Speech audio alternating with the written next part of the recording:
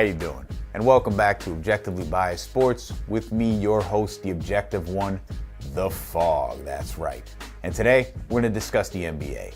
I know it's early, but there's a lot of narratives being painted here and a lot of people hitting the panic button, a lot of people saying, nah, it's all right, it's early.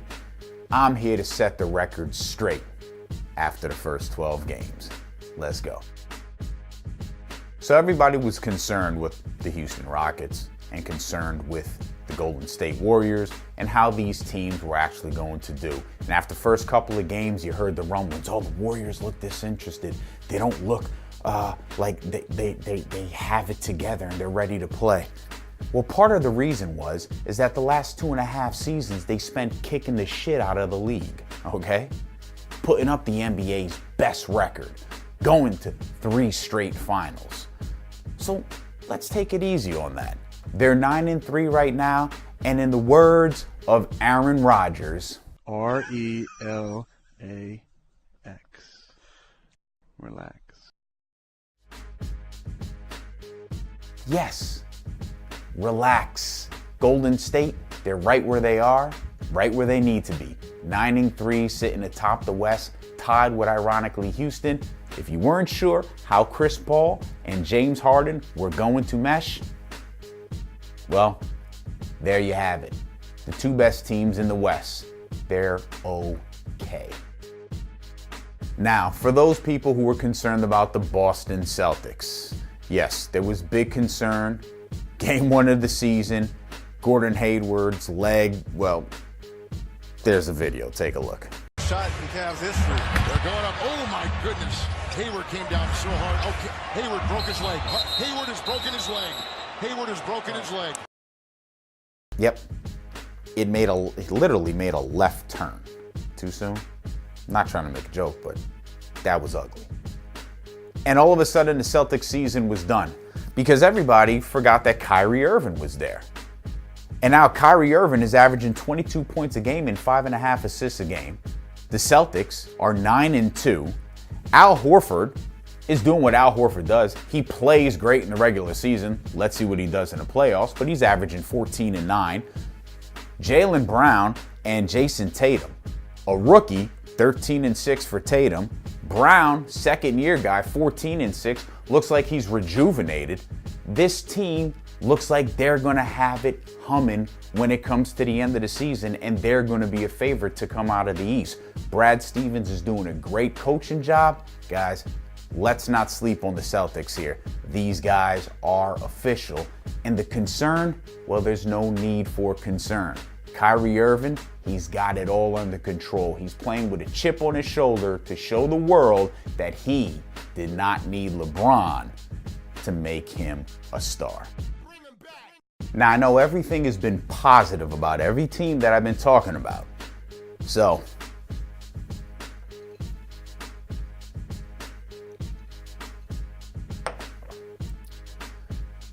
the Oklahoma City Thunder, 4-7. And while I would like to say they're going to be okay, give them some time to gel, you know, kind of like how the Heatles did when LeBron, Bosh, and Wade joined forces in Miami. Remember those guys? I do. They started off and they struggled. After the first 15 games, they were 8-7 and people were questioning how good they were going to be. But that was LeBron James in his prime, Dwayne Wade still in his prime, and Chris Bosh in his prime. What you have right now in OKC is Carmelo Anthony. I don't give a shit if it's Hoodie Melo or not. He's not in his prime. You've got PG-13 and Russell Westbrook, both in their primes, but neither one of them on the level that Bosh, Wade, and Bron collectively would be on. So yes, this team you should be concerned about. I picked them to finish 3rd or 4th in the West. And I'll be honest with you, I almost want to renege on that pick. Take it back. Don't hold me accountable for it. Because I don't think they finish 5th or 6th in the West. They're going to struggle to make the playoffs if they don't figure it out. Now, yes, the stats look good. Melo, 20 points per game. He's shooting 42% from the field, though. That's not that great. and he's averaging 5.5 rebounds a game. PG-13, 19 points per game, 5 rebounds, 2 assists. Russ, 19, 9, and 10. So they're putting up points and they're trying to figure it out and get it together. The problem is Russ and Carmelo are shooting 41 and 42% respectively from the field. Like, really?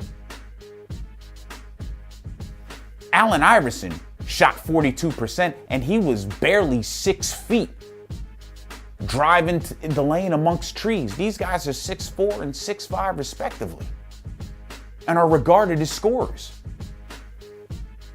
They got to figure it out, because if they don't, OKC, they might not even make the playoffs. Think about that. They might not make the playoffs. We'll see. Now on to the Cleveland Cavaliers. Yes, they're 5-7. I want to celebrate, but it's still too early. Again, 12 games into the season. They're 5-7, but there is reason to be concerned. This is a geriatric ball club, people. Let's remember that. This is a team that could potentially, with LeBron James, and the goal being championship or bust, they could actually shit the bed. Now, Dwayne Wade wouldn't have that problem because he gets his ass licked clean, as told by his wife. So if she gives the guy a blowjob, he goes down on her, she eats his ass. I mean, he eats her ass. Then does that mean she has to eat the man's butt? I mean, if we're talking about, equal time here, reciprocity. Guys really aren't, at least the ones I know, aren't really into this. That's what they say. That's what they're saying. Oof. But let's look further into this. They need time to get it together. Well, the Henny guy, J.R. Smith, and LeBron, they've been playing together for the last 3 years. Okay? So there's no time to gel there. Kevin Love, LeBron, they've been playing together for the last 3 years. Don't really need a gel there. Dwayne Wade, he's played with LeBron. Does he have to get integrated into the system? Yeah, he does. But again, it's on a part-time basis. He's still good enough to be serviceable on the court. Derrick Rose, you don't need time to gel. The guy's hardly on the court to begin with. And Isaiah Thomas, well, he's not on the court. That midget won't be on the court until 2018. So if they're going to figure something out, they got to figure it out now. Their defense is absolutely atrocious. They can score. LeBron could put up his numbers. But if Kevin Love and J.R. Smith don't step up and put up points the way they did, the last night, they're going to be in trouble. Because LeBron James, well, he can't average 60, 13, and 10 for the entire season. Because if he did that, the Cavs would be fine. Look, Bill Simmons even said so. This team is in trouble. And it's early, yes, and everyone wants to stay calm and relax. Nope. Be nervous, be worried, be afraid. The same way I'm saying OKC's in trouble, the Cleveland Cavaliers are in trouble. And LeBron James may very well not make the NBA Finals this year. Oh, that would be so sweet. That would be so sweet. But let me not allow my bias to cloud objectivity. And now on to the objective thought. And this is going to be concerning football. So let's put the basketball stats away.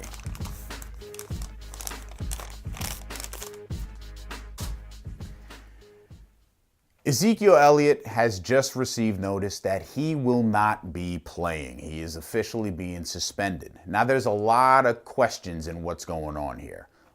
Let me clarify some of these things for the people out there. The Ewok, that is Ezekiel Elliott, is being suspended, and he had been fighting being suspended. He had not been fighting what he was being suspended for, which is domestic violence, which is a joke because the girl came out and was proved to be a liar. So he's innocent. So why the suspension? What I find the ironic part in this is Jerry Jones is now upset and putting in place, trying to stop Roger Goodell from having his contract extended. Where was that passion, oh Jerry Jones, when Bob Kraft was taking one up the rear end for Deflategate with Tom Brady. Oh no, that was cool because it wasn't you, right? See, people fail to realize that these owners are nothing more than me or you with money. They still have soft tendencies, they still react emotionally, and they are still hypocrites, as we all are. They bleed the same red, they just got more money. Ezekiel Elliott is going to be able to fight this suspension, but it's going to be in the court of law at this point, based on what happened and what he actually didn't do and what he's been accused of, but again, didn't do. But the hypocrisy in this has to stop. And this boils over to Mr. McNair, owner of the Houston Texans, referencing his players as inmates running the prison. This references the way the NFL has blackballed, owners have blackballed Colin Kaepernick. These guys are all about power. You ever hear the song Money, Power, Respect? Yeah, that's what they want, and they will get it by any means necessary. So the next time you turn around and applaud your owner, or the next time you turn around and applaud your team, but get upset at a player for not being loyal to the team, get upset at a player because he's not happy with his contract, know and understand the same way you may not be happy with your job because your boss makes money off of your hard work. Well, these players out there, they feel the same way. And it's hypocritical for us to criticize the player, but give these fucking owners a pass on everything they do. Thank you for watching Objectively Biased Sports. Subscribe to the YouTube channel, Objectively Biased Sports. This way you get the best information. Follow me on Instagram, _TheFog, and on Twitter handle TheFog @SFogMeg. Again, subscribe, watch, share me with everybody like a bad VD. And more importantly, enjoy.